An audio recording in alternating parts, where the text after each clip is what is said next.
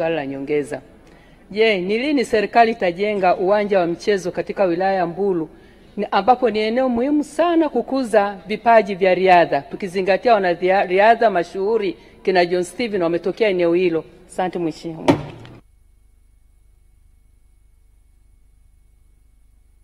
Nakushukuru mheshimiwa mwenyekiti, na swali zuri la mheshimiwa Justina. Ni kweli vipaji vingi vya riadha vinatokea katika ukanda anapotokea mheshimiwa mbunge, na tumeweza kuona faida kubwa imepatikana kwa wanariadha na medali nyingi ambazo wameshinda wakati wakiliwakilisha taifa hili. Serikali bado ina mipango ya kuendelea kujenga miundombinu mbalimbali ya michezo, na sasa hivi tunajenga kituo cha michezo katika ukanda huu eneo la Karatu kuhakikisha kwamba tunavigundua na kuvilea vipaji hivi anavyovihitaji mheshimiwa mbunge, na kadri hali itakavyoruhusu tutafika chini zaidi na kuhakikisha kwamba tunajenga kituo cha michezo kwenye eneo analolitaja mheshimiwa mbunge. Mheshimiwa Dr. Christina Mzava.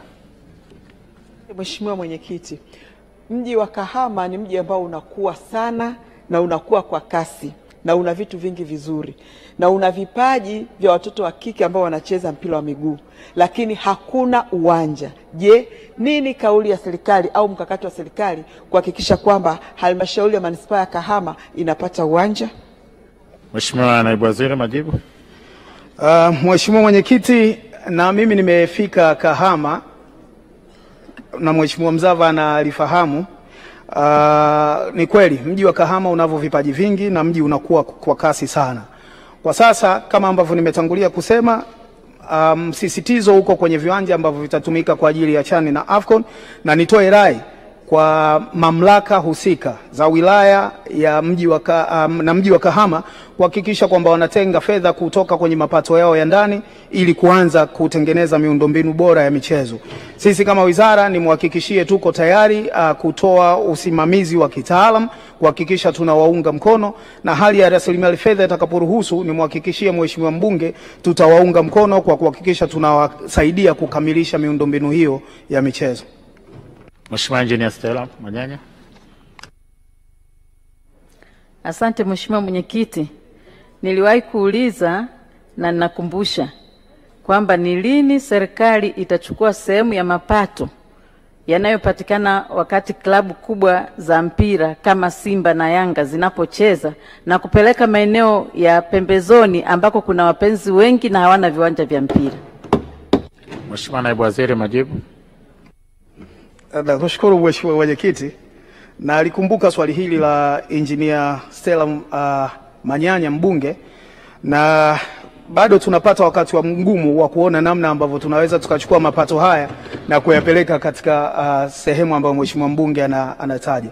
Makato ambayo yanapatikana kwenye michezo ambayo klabu hizi zinacheza bado ni makubwa sana mpaka sasa hivi, na tunaangalia namna ya kuyapunguza ili klabu hizi ziendelee kunufaika ama zinufaike zaidi. Kwa hiyo utakapofika wakati ambapo tunawakata zaidi sasa kwa ajili ya kupeleka kwenye miundombinu ya michezo kwa sehemu za pembezoni, nafikiri kutakuleta malalamiko makubwa. Kitu ambacho tunajaribu kufanya sasa hivi ni kuhakikisha serikali inaendelea kutenga 5% kutoka katika michezo ya kubahatisha ili kuhakikisha kwamba tunafanya shughuli mbalimbali za maendeleo ya michezo, na zikiwamo ambazo Engineer Stella Manyanya amezitaja. Lakini kwenye kuzikata klabu nafikiri kwa sasa itakuwa ngumu, sio jambo ambalo linaweza kuongeleka kirahisi. Asante Mheshimiwa Naibu Waziri. Tunaendelea na swali linalofuata, Wizara ya Fedha. Mheshimiwa Nusrat Shaban Hanje, mbunge wa viti maalum, sasa auliza swali lake.